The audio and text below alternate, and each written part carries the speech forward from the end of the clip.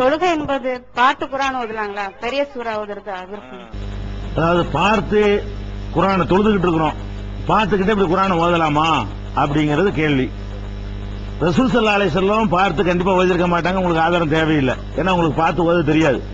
நபிகள் நாயகம் ஸல்லல்லாஹு அலைஹி வஸல்லம் அவர்களுக்கு எழுதவும் தெரியாது, வாசிக்கவும் தெரியாது. அதனால ரசூலுல்லாஹ் பார்த்து ஓதுனாங்களான்னு தேடி பார்த்தீங்கன்னா அதுக்கு எந்த விதமான ஆதாரமும் கிடைக்காது, பார்த்து ஓதி இருக்க முடியாது. தேடக்கூட வேண்டியதில்லை. ரசூல் ஸல்லல்லாஹு அலைஹி வஸல்லம் பார்த்து ஓதி தொழுதும் இல்லை, வெளியையும் பார்த்து ஓதுனது இல்லை. மனப்பாடத்தெல்லாம் ஓதுனாங்க, டாபிக் ஓவர்.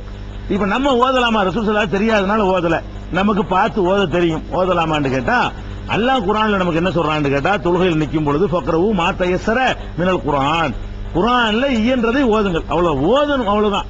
நீங்க பார்த்து ஓதுங்க, பார்க்காம ஓதுங்க என்பதுல எந்த விதமான டாபிக்கும் வரல. தொழும் போது குர்ஆனை ஓத வேண்டும், அவ்வளவுதான். அதே நேரத்தில் இந்த பார்த்து ஓதுவதில் வேற வேற சுன்னத்துகள் அடிபடாத வகையில் கவனித்துக் கொள்ள வேண்டும்.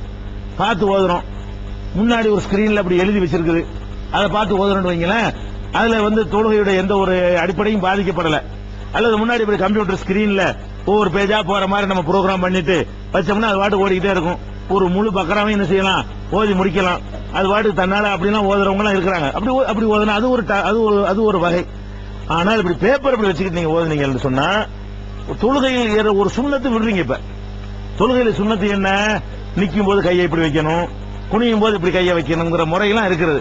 நீங்க இப்படி பார்த்து ஓதும் பொழுது நெஞ்சில கை கட்டினார்கள் ஒரு சுண்ணத்து இருக்குல்ல, அது இப்ப அடிபடுது.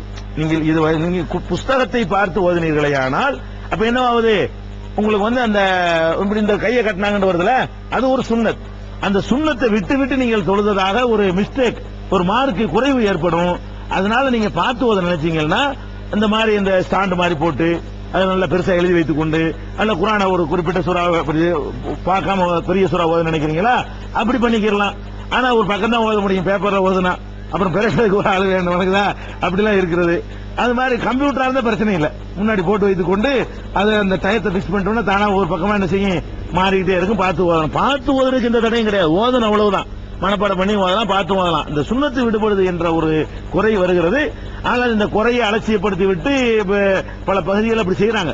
புஸ்தகத்தை வைத்துக் கொண்டு பார்த்து என்ன செய்யறாங்க, பல அரபு நாட்டு பகுதிகளில் நடத்துறாங்க. இந்த சுண்ணத்துக்கு அது மாற்றம் தான் அது.